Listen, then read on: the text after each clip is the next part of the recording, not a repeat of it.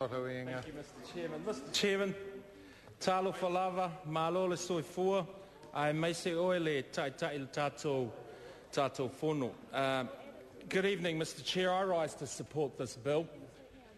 And, Mr. Chair, I just want to personally put a thanks to all those that have contributed to this bill. There have been 768 written submissions. There's been over 348 oral submissions.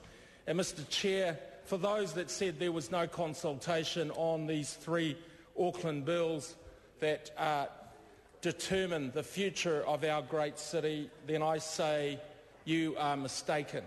Mr. Chair, this bill is about Auckland. It is about Aucklanders. It is about the services and the facilities that make up the city of Auckland, and it is about the people of Auckland, and I'm happy to support this bill. Mr. Speaker, Mr. Chairman, I should say, this is a speech of thanksgiving. I want to thank the Minister. Thank the Minister for his industrious work, and I'm referring to the Honourable Rodney Hyde, the work that he's done behind the scenes, but the work that he's done to lead this piece of legislation, the most important piece of legislation that we will do this term, Mr. Speaker. I also want to acknowledge the Honourable John Carter. Where is he? Where is he?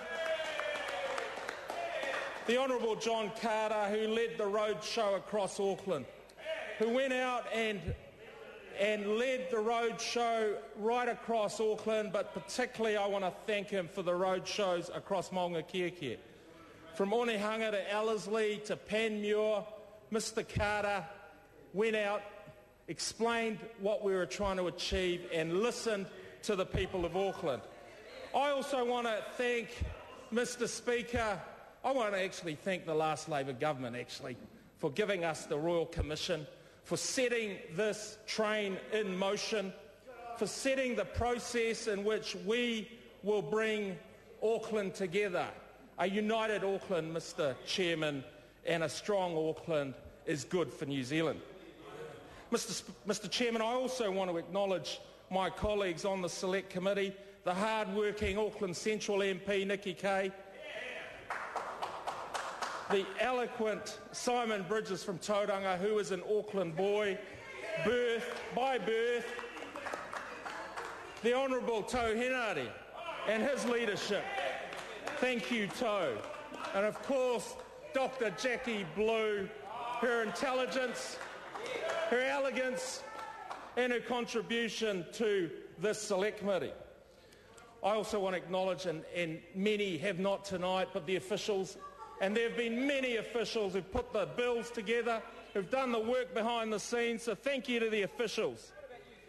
And when we went out, Mr. Speaker, and we spoke to the people of Maungakiekie, and they responded, and they sent emails, and they called my office, they visited me, and all the people that came to the meetings with the Honourable John Carter, and they said three things.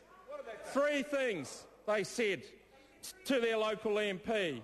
We want the local and local boards, we want you to fix the infrastructure, and we want you to minimise rates increases, because we weren't happy with the last City Vision local government of 2004 to 2007.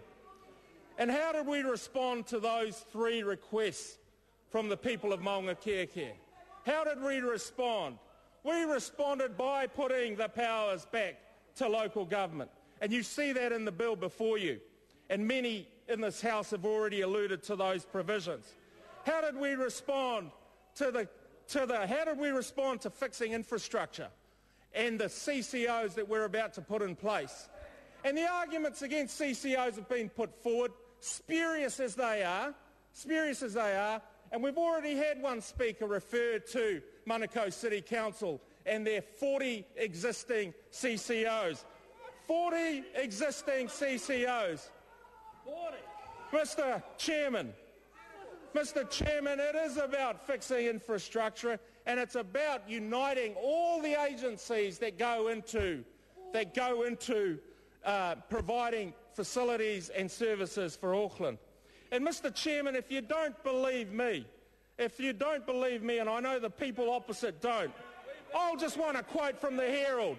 Tuesday, 25th of May, and I quote, "It presents a workable framework for uniting Auckland that should have the support of Aucklanders." And I just support this bill, and I thank you and thank the people of Auckland. Thank you, Mr. Chairman.